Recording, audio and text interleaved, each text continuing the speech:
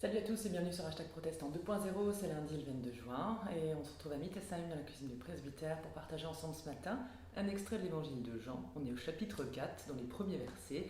C'est le moment où Jésus va faire une rencontre inattendue au puits de Jacob. Il va rencontrer une jeune femme samaritaine qui va lui donner de l'eau. Il nous est dit que Jésus arriva près d'une localité de Samarie appelée Sichar, qui est proche du champ que Jacob avait donné à son fils Joseph.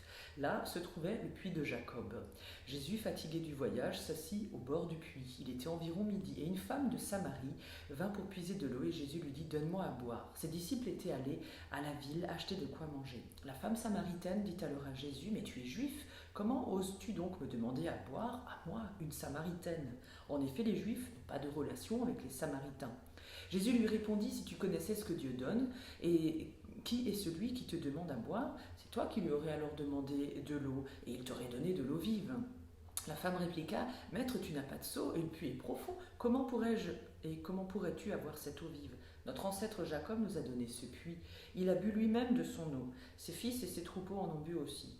Penses-tu être plus grand que Jacob ?»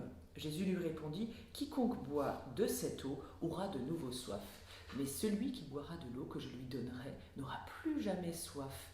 Et l'eau que je lui donnerai deviendra en lui une source d'eau dont jaillira la vie éternelle. » Ainsi donc, Jésus fait une rencontre inattendue, une femme samaritaine. Les Samaritains, ceux qui n'ont pas subi la déportation à Babylone, ceux qui sont restés sur place, ceux, une fois que tout le peuple hébreu était rentré, se sont vus, en tout cas, ils étaient en conflit avec les autres, parce qu'ils se présentaient comme étant les gardiens de la loi de Dieu.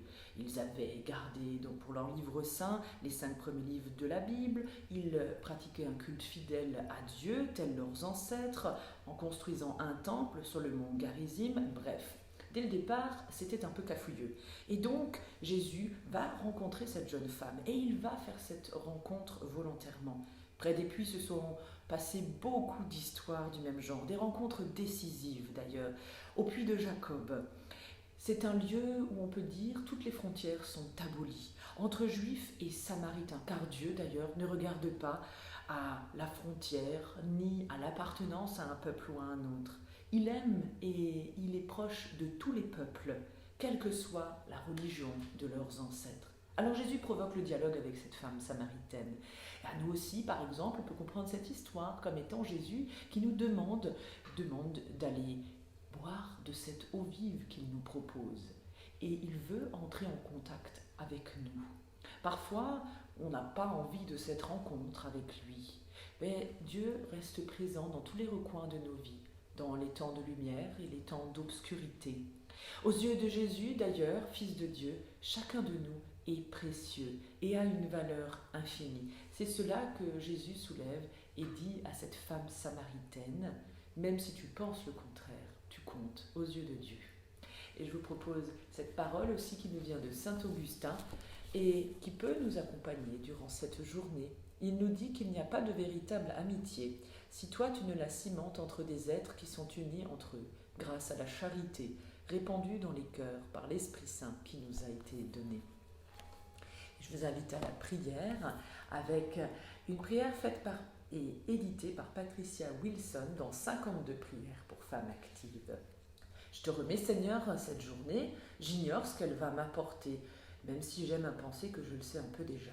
J'ai organisé mon emploi du temps avec des listes de choses à faire, des rendez-vous divers, du m'en noter. Je me surprends à croire d'ailleurs que j'ai cette journée entièrement sous mon contrôle.